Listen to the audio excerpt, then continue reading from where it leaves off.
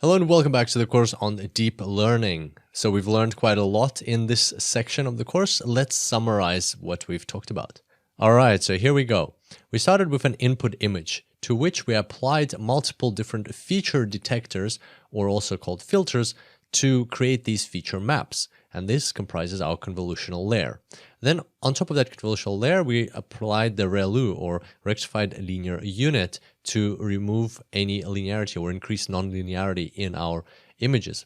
Then we applied a pooling layer to our convolutional layer. So from every single feature map, we created a pooled feature map. And basically, the pooling layer has lots of advantages. The main purpose of the pooling layer is to make sure that we have spatial invariance in our images. So basically, if something tilts or twists or is a bit different to the ideal scenario, then we can still pick up that feature. Plus, pooling significantly reduces the size of our images, and also pooling helps with avoiding any kind of overfitting of our data or of our model to the data, because it just simply gets rid of a lot of that data.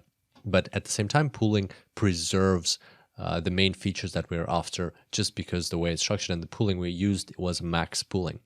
Then we flattened all of the pooled images into one long vector or column of all of these values, and we input that into an artificial neural network, and that was step 3, flattening, and step 4 is the fully connected artificial neural network, where all of these features are processed through the network, and then we have this final layer, final fully connected layer, which performs the voting towards the classes that we're after. And then all of this is trained through a forward propagation and back propagation process, and lots of iterations and epochs. And in the end, we have a very well defined neural network.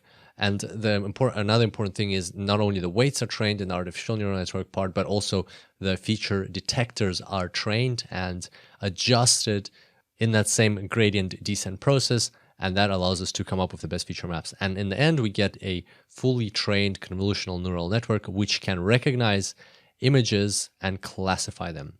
So there we go. That's how convolutional neural networks work. And now you should be totally comfortable with this concept and ready to proceed to the practical applications.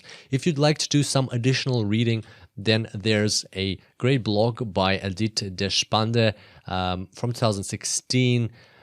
You can see the link over there at the bottom. So the blog is called The 9 Deep Learning Papers You Need to Know About Understanding CNNs Part 3. And this blog actually gives you a short overview of 9 different CNNs that have been created by people like Yann LeCun and others, which you can then go ahead and study further. So there will be a lot of new things that will be totally new to you and that you will have to get your head around. But just keep this blog in mind, or these 9 papers in mind. And even if you're not ready to go through them right now, maybe after the practical tutorials, maybe after you do some additional training in the space of deep learning, slowly you can then reference these works. And ideally, I think you will get a lot of value through looking through other people's neural networks and how they structured their convolutional nets, and that will help you understand what are the best practices and why people did certain things in a certain way, and that will help you with your architecture of neural networks. Because neural networks and convolutional neural networks are not an exception. They are like an architecture challenge. You have to come up with a idea and then structure it and then adjust it and tweak it to get the best possible design and the best possible and optimal performance. So there we go. That's us for today. I hope you enjoyed today's tutorial and this whole section, and I look forward to seeing you next time. Until then, enjoy deep learning.